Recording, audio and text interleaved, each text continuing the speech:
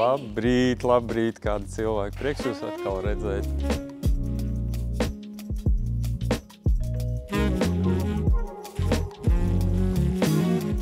Ir pienākusi pirmā oficiālā mana dzīvokļa apskate. Tās laikā pārbaudām durvis, to rokturus, mehānismus un elektrības slēdžus, santehnikas iekārtas un ūdens maisītājus.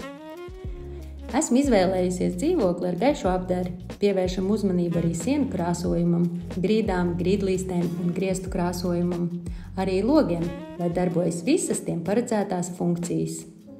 Apskates laikā fiksētās neatbilstības, ja tādas ir radušās, JIT būvdarbu vadītājs uzskaita aktā, lai līdz atslēgu saņemšanai tās tiktu novērstas. Apskatām arī izvēlēto pazemes stāvvietu un noliktavas telpu. Jau pavisam drīz klāt ir septembris, kad mēs ar ģimeni saņemsim dzīvokļa atslēgas un Kaisu kvartālu sauksim par mūsu mājām.